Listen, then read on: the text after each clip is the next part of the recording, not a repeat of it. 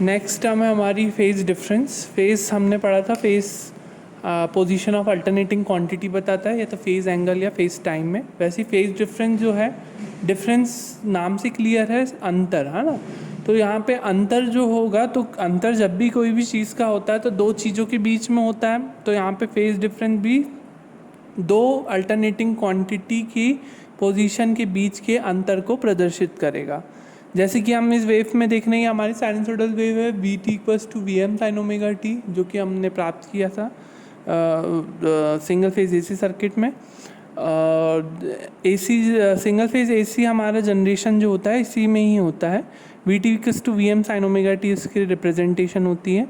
अब इसमें हमने कुछ चेंजेस किए, इसके कंपैरिजन में किए। इसके कंपैरिजन में इसको थोड़ा सा टाइम से और इधर पहले शिफ्ट कर दिया थीटा पर, है ना। तो ये थीटा पहले हो गया, तो ये पाई किस में बदल जाएगा, पाई माइनस थीटा, और टू पाई किस में बदल जाएगा, two pi minus theta. V T equals to क्या जाएगा, V M sine omega T plus theta. आप सोच रहे होगे यहाँ पे हम थीटा पीछे ले जा रहे हैं, माइनस थीटा, तो यहाँ पे भी माइनस थीटा नहीं। यहाँ पे साइन ओमेगा टी, यहाँ पे साइन ज़ीरो पे वी एम की वैल्यू ज़ीरो है, सॉरी वी टी की वैल्यू ज़ीरो है साइन ज़ीरो पर, तो ये ज़ीरो रिप्रेजेंट किया है। परंतु यहाँ पर अब साइन ज़ीरो रखोगे तो साइन ज़ीरो क्या आएगा, वी एम साइन थीटा, है ना। वी टी की वैल्यू ज़ीरो पर वी एम साइन थीटा होगी, जो कि ये होगी।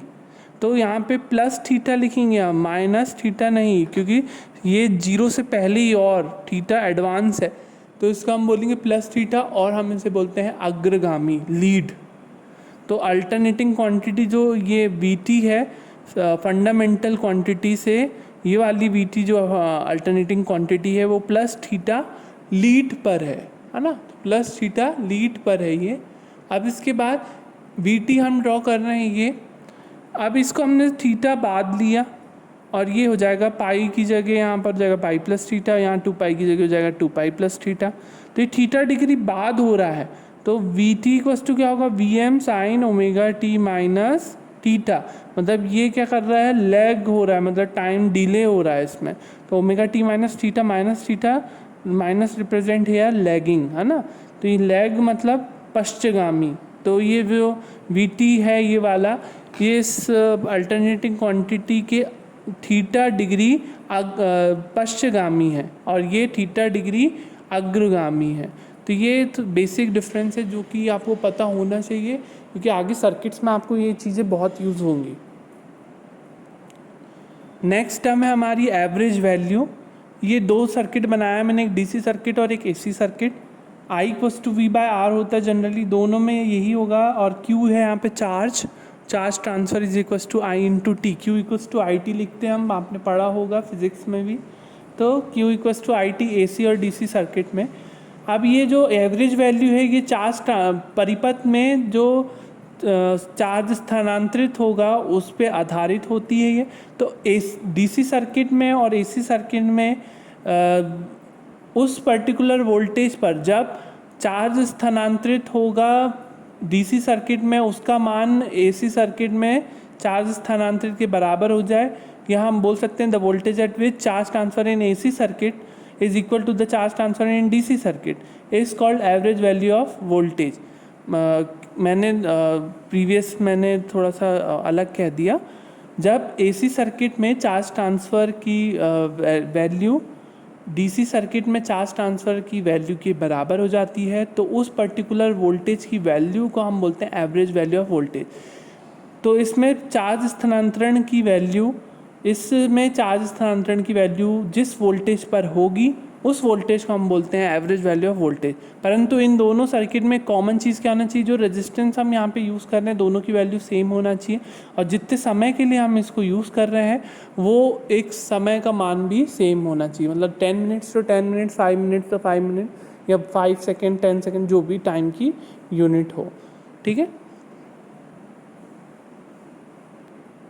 एवरेज वैल्यू को निकालने का तरीका, अब हमारे साइनसोइडल वेव क्या है, ये है, इसको हम सिमेट्रिकल वेव बोलते हैं। सिमेट्रिकल मतलब जो पॉजिटिव नेगेटिव सिमेट्रिक हो, है ना, इस एक्सिस के रिस्पेक्ट में सिमेट्रिक हो, उसको हम सिमेट्रिकल वेव होते हैं।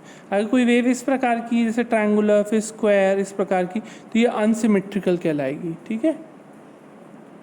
अब वी एवरेज की वैल्यू हमको वी एवरेज की वैल्यू को कैलकुलेट करने के लिए फंडामेंटल फॉर्मूला ये होता है 1/t integration of 0 to t v d omega t। ये फंडामेंटल है फॉर्मूला जो आप किसी भी वेव के लिए अप्लाई करेंगे। अब हम इससे इस वेव के लिए अप्लाई कर रहे हैं, तो वी एवरेज की वैल्यू होगी 1/t। टी कितना लिया हमने? पाई। अब हम अगर सपोज t पूरा 2 पाई लेते, t पॉजिटिव है ये नेगेटिव, तो एवरेज क्या हो जाता? 0। इसलिए हम एवरेज वैल्यू हम हाफ साइकिल में कैलकुलेट करेंगे कि 0 से पाई में कितना हुआ चार्ज ट्रांसफ़र। तो ये पर्टिकुलर पे हम average value of output voltage, average value of sinusoidal voltage निकाल रहे हैं। तो ये 0 से पाई में हमने लिया, तो टाइम पीरियड हमने ले लिया पाई, 2 पाई नहीं लिया, क्या लिया? पाई। एवरेज 0 हो जाएगा क्योंकि, तो 1/पाई। इंटीग्रेशन में भी 0 से t की वैल्यू हमने ली है पाई। v एक्चुअली ये क्या है? Vm साइन ओमेगा t है और d ओमेगा t है। Vm साइन ओमेगा t को हम इंटीग्रेशन कर देंगे, तो Vm कांस्टेंट है, उसको बाहर निकाल सकते हैं। साइन ओमेगा t का इंटीग्रेशन होता है माइनस कॉस ओमेगा t, और 0 से पाई इसकी लिमिट होगी minus cos omega t। Upper limit रखेंगे, फिर माइनस लोअर लिमिट, तो अपर लिमिट रखेंगे तो माइनस कॉस पाई, और लोअर लिमिट माइनस लिखते हैं तो माइनस माइनस प्लस हो जाएगा कॉस 0। या आपने मैथ्स में पढ़ा होगा, माइनस मैथ्स में आपने जो प्रीवियस सेमेस्टर में पढ़ा उसमें पढ़ा होगा इन कैलकुलस में, तो minus cos pi plus cos 0। Cos pi की वैल्यू है -1, माइनस माइनस हो जाएगा प्लस, तो 1 + 1 2Vm, तो 2Vm/पाई। ये आ गई हमारी average value of sinusoidal voltage. तो इस प्रकार से इस पर्टिकुलर वोल्टेज पे जो चार्ज ट्रांसफ़र होगा AC सर्किट में, वह चार्ज ट्रांसफ़र होगा DC सर्किट के बराबर। तो इस एवरेज वैल्यू को हम इस प्रकार से निकालते हैं। नेक्स्ट टर्म है हमारी RMS value, root mean square value of alternating quantity. तो यहाँ पे भी हमने 2 सर्किट लिया, DC circuit, AC circuit. RMS value voltage की तब कहलाएगी वैसे तो ये जो RMS वैल्यू है ये है हीट पर, हीटिंग इफेक्ट पर आधारित। P क्या होता है? I²R। एनर्जी क्या होता है? पावर इनटू टाइम, तो I²R इनटू टाइम कर दिया। तो जो यहाँ पे एनर्जी डिसिपेशन होगा वो हीट के रूप में होता है, रेजिस्टेंस हीट के रूप में एनर्जी डिसिपेट करता है। आपने बेसिक इलेक्ट्रिकल इंजीनियरिंग में पढ़ा होगा। तो W = हम लिखेंगे I²RT, W = I²RT। ये DC सर्किट, ये AC सर्किट में दोनों सेम है, परंतु ये किस वैल्यू ऑफ वोल्टेज पर सेम होगा? तो जो हीट डिसिपेशन है सर्किट में, जिस वोल्टेज पर AC, जैसे कि हम वोल्टेज डिफाइन करें कि किस वोल्टेज पे ऐसा होगा, तो AC सर्किट में वह वोल्टेज जिस पर हीट डिसिपेशन जो AC सर्किट में हो रहा है, वह हीट डिसिपेशन DC सर्किट में के बराबर हो जाए, तो उस वैल्यू ऑफ वोल्टेज को हम कहते हैं RMS वैल्यू ऑफ वोल्टेज। और इस वैल्यू ऑफ वोल्टेज को हम तभी कह सकते हैं जब सेम रेजिस्टेंस हो दोनों सर्किट में और एक ही समय के लिए इसे ऑपरेट किया गया हो, तो इससे हम RMS वैल्यू कहते हैं। तो हम इसे निकालते कैसे हैं? VRMS का जो स्टैंडर्ड फॉर्मूला है वो ये है, VRMS = this one. Root mean square नाम से क्लियर है, रूट पहले रूट ले लिया, फिर मीन लेने के लिए 1/t ले लिया, और उस मीन लेने के लिए 1/t और इंटीग्रेशन निकाल लिया उसका पर्टिकुलर वेव का, और स्क्वायर के लिए आपने अल्टरनेटिंग क्वांटिटी को स्क्वायर कर दिया, तो इसलिए रूट मीन स्क्वायर वैल्यू कहलाती है। तो ये स्टैंडर्ड फॉर्मूला है, आप किसी भी वेव के लिए अल्टरनेटिंग क्वांटिटी के लिए जो सिमेट्रिकल हो अनसिमेट्रिकल हो उसके लिए आप ये यूज़ कर सकते हैं। अब यहाँ पे हमने 1/t टोटल टाइम पीरियड हमारा जो क्वांटिटी है वो साइन ओमेगा टी क्वांटिटी है, तो 0 से 2 पाई हम लेंगे, तो 1/2 टाइम पीरियड यहाँ पे 2 पाई होगा।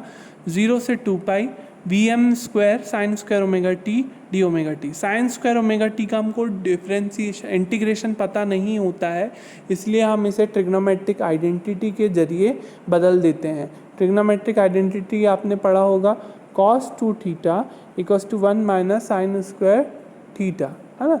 तो साइन स्क्वायर ओमेगा टी = हम लिख सकते हैं 1 - cos 2ωt/2, तो यहाँ लिख दिया हमने 1 - cos 2ωt/2। Vm² हमने कॉमन ले लिया, कांस्टेंट है तो अब इसमें हमने दो पार्ट में बदल दिया, 1/2 और माइनस कॉस 2 ओमेगा टी, दोनों को अलग अलग इंटीग्रेशन में हमने इसे लिख दिया। इसके बाद इंटीग्रेट कर देंगे। इंटीग्रेशन ऑफ डी टी क्या होता था, टी होता था, वैसे डी ओमेगा टी का क्या होगा, ओमेगा टी, इंटीग्रेशन 0 से 2 pi limit 1/2 cos 2 omega T का होगा generally sine 2 omega T, sine 2 omega T की जगह साइन 2 ओमेगा टी है तो 2 जो है कांस्टेंट वो नीचे आ जाता था, 1/2 हो जाएगा। आपने ये फॉर्मूला पढ़ा होगा। कॉस जैसे हम कॉस एक्स का बोलते थे साइन एक्स, अब लेकिन कॉस 2x है तो क्या होगा, वो साइन 2x अपॉन में 2, जो कांस्टेंट एक्स्ट्रा है x के साथ 2 वो नीचे चले जाता है। तो वैसे यहाँ पे कांस्टेंट एक्स्ट्रा ओमेगा टी के साथ क्या है 2, तो वो नीचे चले जाएगा। साइन 2 ओमेगा टी और साइन 2 ओमेगा टी हमारे यहाँ आ गया, लिमिट हो गई 0 से 2 पाई, तो सॉरी ये साइन 4 पाई है।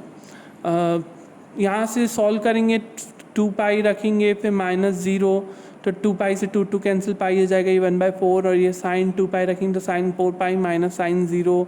तो यहाँ से सॉल्व करने के बाद अल्टीमेटली आपका जो यहाँ पे रिजल्ट आएगा वो आएगा Vm/√2। तो Vrms की वैल्यू होगी Vm/√2। इसके अलावा दो फैक्टर हैं जो शेप ऑफ वेवफॉर्म निर्धारित करते हैं, form factor, peak factor. Form factor, peak factor generally जब हम डिजिटली आरएमएस वैल्यू को कैलकुलेट करते हैं तो वो कठिन होता है कैलकुलेट करना, तो हम जनरली फॉर्म फैक्टर और पीक फैक्टर का मल्टीप्लाई कर लेते हैं जिससे हमें वैल्यू मिल जाती है। तो फॉर्म फैक्टर, शेप फैक्टर का हम लिखते हैं। फॉर्म फैक्टर होता है generally RMS value upon average value, तो ये लिखेंगे आप V R M S upon V average. V R M S होता है Vm/√2, एवरेज होता है 2Vm/पाई, तो इन दोनों का रेशियो Vm से Vm कैंसिल 1.11 इसका आंसर हो जाएगा। इसी प्रकार से पीक फैक्टर होता है maximum value upon RMS value, तो इक्वल्स टू मैक्सिमम वैल्यू है Vm और Vrms की वैल्यू है Vm/√2। जनरली आप यहाँ पे लिख सकते हैं form factor RMS value upon average value, और पीक फैक्टर को हम लिख सकते हैं maximum value upon RMS value. इसके आधार पर हमने ये लिखा इसको Vrms, और इसके आधार पर हमने लिखा Vm/Vrms, जिसकी वैल्यू आएगी 1.11 और 1.414। इसके बेस पे हम कुछ क्वेश्चंस भी करेंगे नेक्स्ट क्लास में।